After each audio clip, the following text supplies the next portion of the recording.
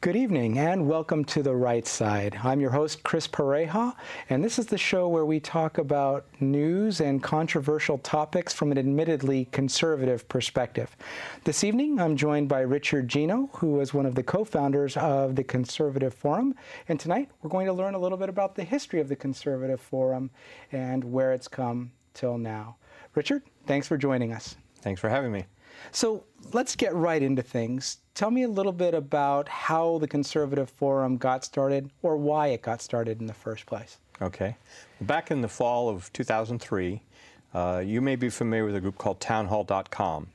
And it's a group that sends out a daily newsletter of various articles from people like Thomas Sowell, Larry Elder, David Limbaugh, Star Parker.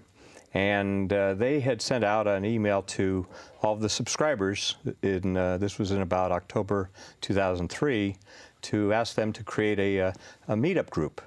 If you recall, there had been a fellow named Howard Dean was running for president, and he had meetups all over the country. And that was kind of the first ones. And so they said, why can't we have a conservative meetup group? Right. So they sent an email to us, and we decided on a place to go. And about 21 people showed up at Baker Square in Almaden Valley. Was there any of that confusing, obscene screaming that Howard Dean became famous for, or was it a little lower key than that? It was a lot lower key than that. When we got together, nobody knew each other. It was 21 people who were together for the first time, and we got a long table, and we sat down. And we were just excited to find that there were 20 other conservatives in Santa Clara County. And so how did you find them? Was it town hall? Did they help facilitate that? Did you have to use smoke signals? What was it to let other conservatives know that there would be a secret media? Well, they sent out an email saying, would you be interested in doing it? And then you responded by email saying yes or no. And then they gave multiple choice, like 4 or 5 locations where we could meet, and the location that got the most votes was where we met. Okay. And so that's what Baker Square was the first place we met. That was November 4th, 2003. Okay. And as I say, there were about 21 people. We sat down and we talked about 3 or 4 different issues that night. We were together about 90 minutes. We talked about the war in Iraq had just begun. The war on terrorism in general was going on, and the Second Amendment was a topic we talked about. We got through after about 90 minutes, and we all went home. Okay, and so who else was there in the room with you, or are there any names that have stuck with the Conservative Forum that are still there today? Yeah, that kind of leads us to the second meeting, because the second meeting was, they did it again in November, and we met at the Vesuvios in Santa Clara, and there were about 25 of us. And about halfway through the meeting, one of our members stood up and said, you know, we ought to get organized. Instead of just showing up and then going home, we ought to get organized. And so about a half dozen of our group stayed afterwards, and we created a kind of an informal board. And what led to regular board meetings the following month, I became the president, and but there was no official board. It was just a group of people getting together as a steering committee. Okay. And a fellow named Jack Mallory was who both are still active, Jack and myself, 8.5 years later. Okay. And Jack became the person who would line up the programs eventually, and when we started having programs instead of just getting around and talk. Right, and so you've grown this organization from something informal where you were just having discussions to something where you have monthly speakers and sometimes up to 500 people at the Portuguese Hall. Talk to me a little bit about how that growth happened and where you saw major jumps in attendance. Yeah, each year we saw a pretty good increase. The first full year was 2004, and we started to have speakers during 2004. And what we had was our own internal people, because first of all, we had no money, and second of all, we didn't even have enough to pay for a location. So we went to IHOP on Stevens Creek in Santa Clara, and they allowed us to have a meeting room where they held about 40, 50 people without paying them in exchange for people buying dinner there. Mm-hmm. And so we started meeting, and the first 3 speakers were actually members of our group. We had a fellow named Jack Ward who talked about Agenda 21. And all the way back then? Back then, and that was the summer of 2004, and I had never heard of Agenda 21. And he brought up a whole issue of sustainability and all the buzz terms that were being thrown around. And then we had another guy talk about global warming. And I'd never heard the other side of the story. You know, it was always global warming we had it. It was Al Gore was famous for it. It was going to kill us if we didn't do something. Man-made global warming was definitely an issue. And he not only questioned whether man-made global warming was an issue, he questioned whether we even had global warming. And so it was kind of a different twist. And then we had a lady named Lydia Ortega, who is the professor at San Jose State, and she converted the typical socialist economics department at San Jose State into a free market system in about 10 years. And now it's all free market professors, and it's kind of unique for the Bay Area. And this is very interesting to hear, because I haven't gotten into that part of the history of the Conservative Forum. I am typically try to be a regular attendee, but this history component is something I was unaware of. And what's more interesting to me is the fact that the topics have not evolved much, other than a lot more people are interested in these things as the word's getting out about the other side of the global warming argument. And for example, at that point, we're hearing that it's been 11 or 15 years or so since the global cooling trend started, right, and that it was being questioned back then. And for people who don't know, can you explain a little bit more about what Agenda 21 is? Well, Agenda 21, of course, I know that a couple months ago you had Heather Goss, and she certainly knows a lot more about it than I do, but it's groups like One Bay Area Government and ABAG and all these different groups are trying to kind of go past the elected officials and orchestrate under the guise of saving the world, saving the earth, right, developing programs that are going to create what Heather refers to as stack and pack housing, and clustering everybody together and right, having rail,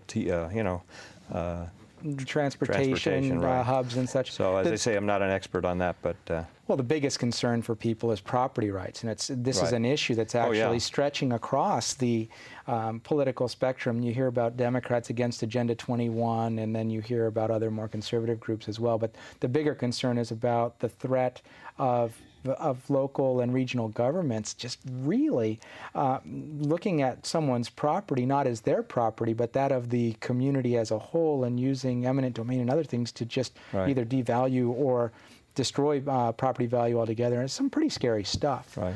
And so at that point, you went from IHOP, you said, to...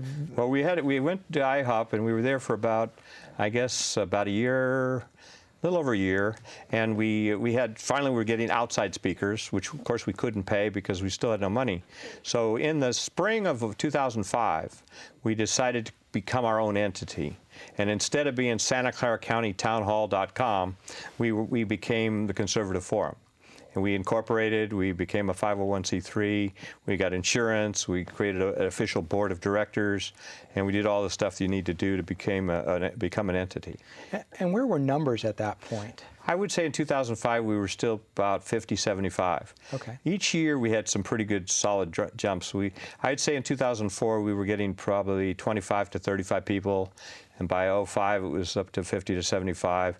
Probably in 2006 we were consistently getting over 100. Okay. And then we moved to what was it? Santa Clara, the American Legion Hall, in 2005, and we were there for 5 years. Okay. And we outgrew that place also, because the maximum they could hold was about 250 people, and by the spring of 2010, we were having 250 as a minimum crowd. So something interesting happened between 2005 and 2010, and I'm curious about how it affected your numbers.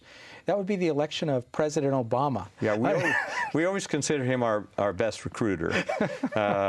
And it would just, of course, it led to the tea parties and some of these other events that occurred around that. And so, but we were just have consistent growth, 100 to 150, 200, and then we were consistently getting over 200. We left and went to the Portuguese Hall in the spring of 2010. Mm-hmm. And since we've been there, which is now just about 2 years, we've averaged about 300 attendees per meeting. And sometimes bursts up to... Yeah, we've had about 4 or 5 meetings where we've had up to 400 to 500. Right. When we had Brian Sussman speak, and he had about 500, and Victor Davis Hanson spoke, we had about 500. Andrew Breitbart, unfortunately, met Sadly, we lost him in just a couple weeks ago, but he came in October of this past year, and we had about 500 also. Right. And so we've had consistently between about 250 and 500 people over the last 2 years. And so my question would be, how are you getting the word out? Because it's in Mountain View, and literally I've seen people come from all over the Bay Area, including far north and far south. How are they finding out about this opportunity to get together, hear these speakers, et Well, cetera? we almost could go back to what I think kept the group going when we were small, and that is I'm a real strong emailer.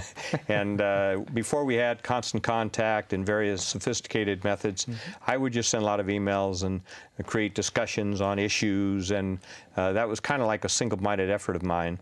We had three kind of leaders back in the early days, and that was Jack Mallory, who lined up the programs once we started having out-of-group speakers, and then I was the promoter, and then a lady named Pam Stone created a venue committee, which was to get, that night when we have the meeting, we had to have a registration, a check-in, various things were going on, and more than meets the eye. We had to set up the podium, and we had to set up the speaker and the PA system and the whole thing.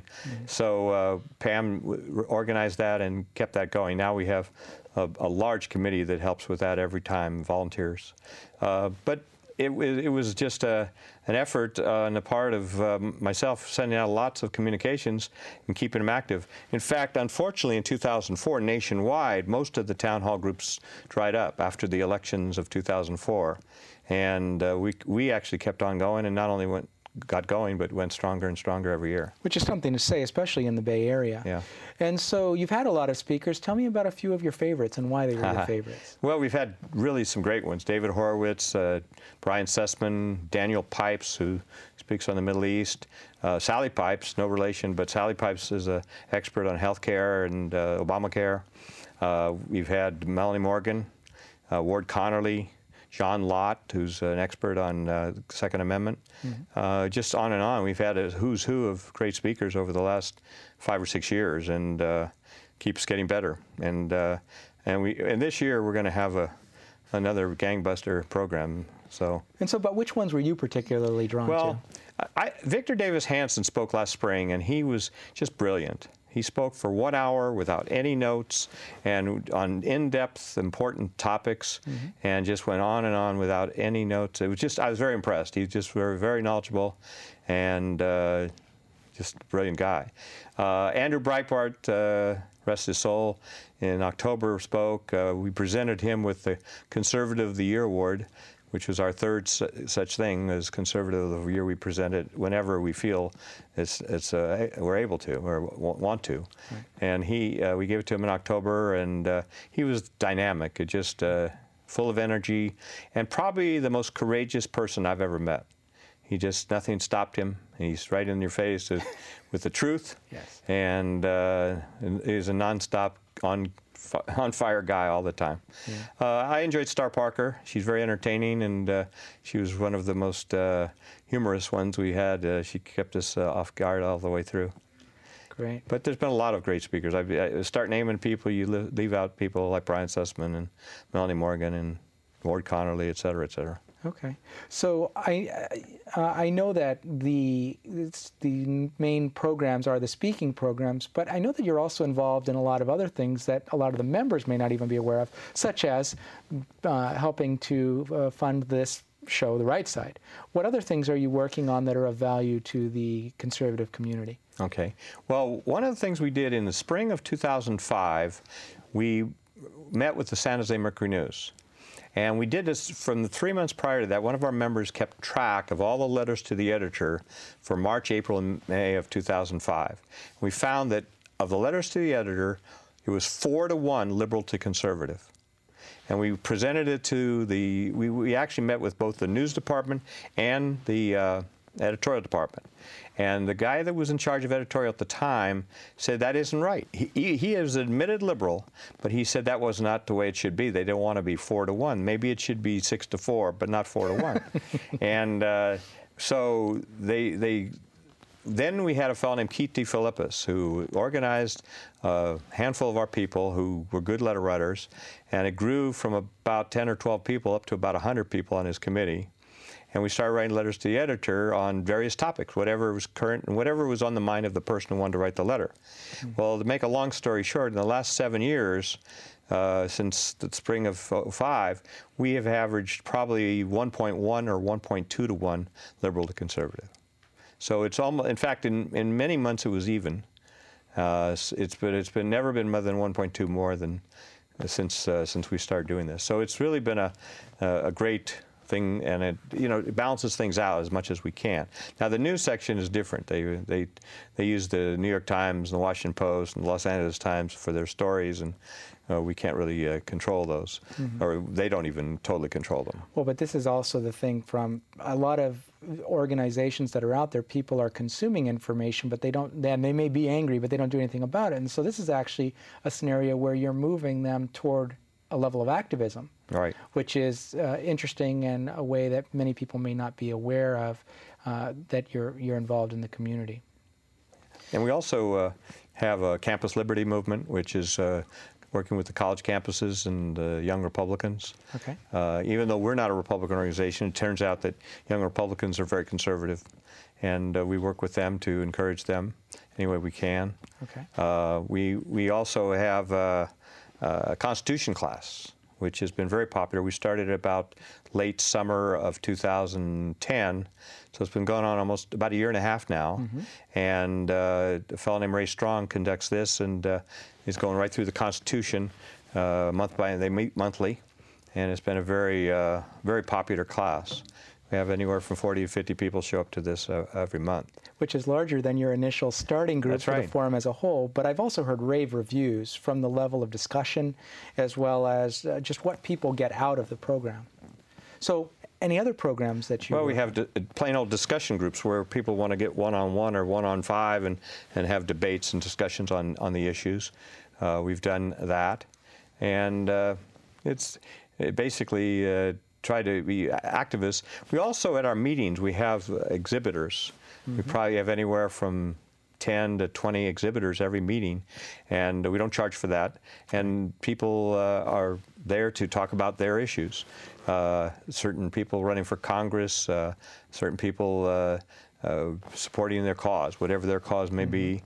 We have an active voter integrity program, right, where right now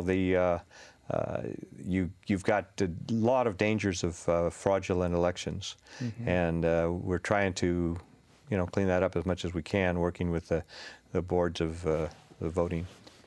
Well, and what's amazing is just talking about voter integrity and just hearing what's recently been discovered in Sheila Jackson Lee's district in Texas, and how the government is fighting against Texas from asking for IDs at the polling places, given that there's open fraud happening, is beyond my ability to understand.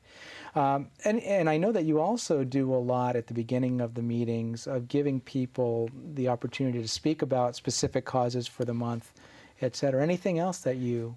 Yeah, we have, as you mentioned, we usually have anywhere from 2 to 5 people give a cameo. Right. We started doing this about 2 years ago when we had people running for election in 2000 for the 2010 election, and we had people come and talk about if they were running for Congress or running for Assembly, running for State Senate, or a Board of Education or City Council, and if they were conservative, we would let them talk for 2 or 3 minutes and support their cause. Right. So it gave them exposure. And some people, it gave them practice of stump speeches, if you will, right, where they had a little 2 to 3 minute elevator speech they had to give. Right. One of the other things we've done is we've presented over the last, started in 2009, the Conservative of the Year award, and we've handed that out to 3 people. We haven't done it every year. We've done it only when we felt we wanted to give it to somebody. Right. And in 2009, we gave it to Ward Connerly, and for his work with affirmative action, or opposing affirmative action. He's had tremendous success in several states around the country. And when we had him, he'd just finished winning a major campaign in Michigan, which did away with affirmative action. And of course, he was very active at the Regents of California, University of California, and when they did the same thing here in California. So even in so-called liberal states, he's had very good success in getting rid of the prejudicial affirmative action. Okay. And then in 2009, we gave award to Melanie Morgan for the work she did with the troops, and then in 2011, Andrew Breitbart. Okay. And he exposed Congressman Weiner and Acorn, and Congressman Weiner exposed Congressman Weiner. Yeah, right. Not the not the other way around. Well, at this point, what we would like to do is just shift gears for a moment and actually have the official word from the Conservative Forum. Okay. So we're going to go ahead and cut to that.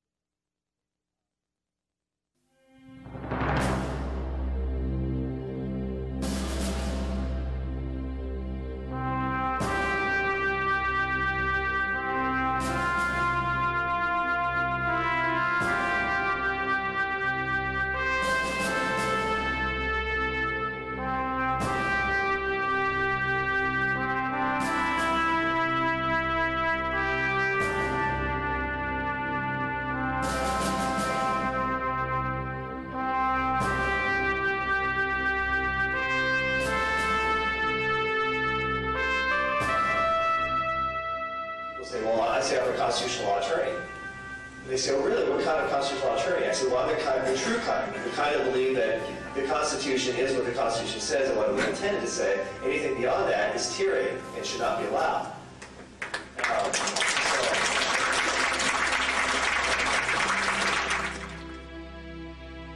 So it's come to this, my friends. You're ready the second American Revolution against a ruling class that simply lectures but does not listen or defend the American people. It is government versus the people. Am I right? Look at the Electoral College example. Right? A leftist popular challenge to states' rights. You think the founders weren't brilliant people? Did they not know what they were doing by carefully calibrating to get the small states and the big states to come together? Why does Wyoming get 2 senators in California? Actually, I'd rather have Wyoming's 2 senators.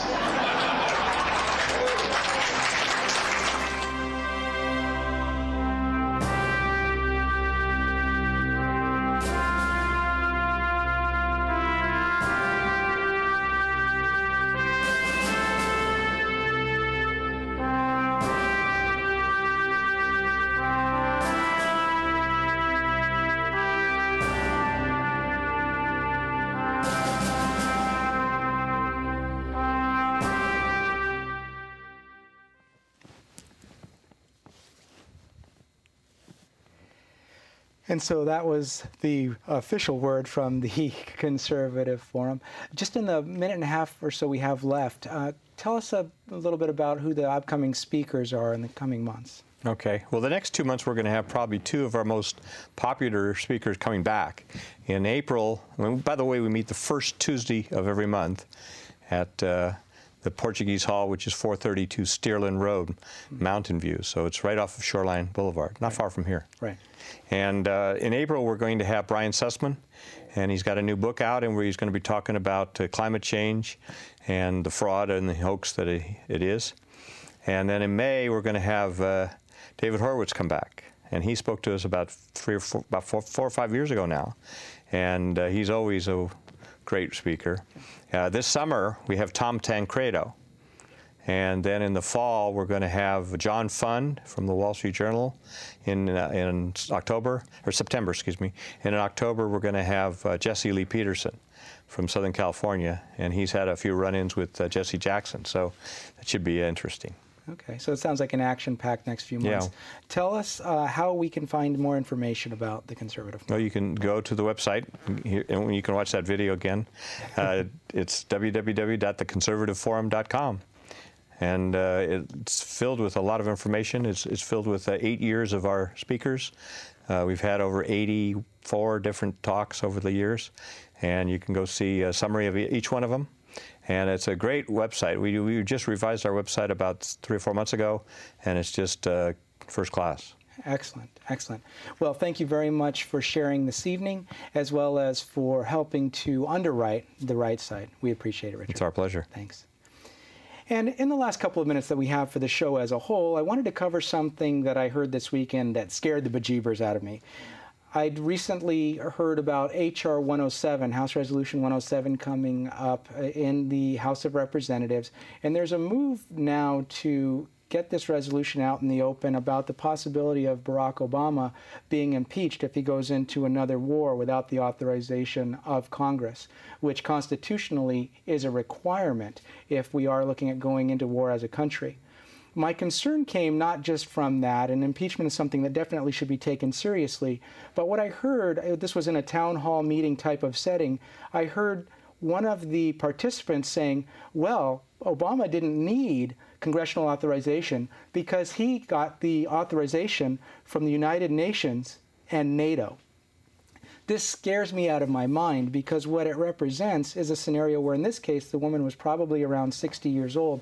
We've lost complete understanding of what the Constitution is, what it provides as leeway versus disallows the executive branch and the president specifically from doing on his own. The United Nations has no authority to declare war and bring us into it, nor does it have the ability to use our soldiers as a peacekeeping army around the globe. And if people are this misinformed and are taking this from the mainstream media that it's okay because NATO and the United Nations say so, we're in a world of hurt as a country. A recommendation that I would have is if people are close by enough to Mountain View that they actually come and participate in the Constitution classes that Richard Geno just mentioned at the Conservative Forum. On that note, a rather serious note, I do want to thank you for joining us this evening on The Right Side, and we look forward to seeing you again soon. Thanks.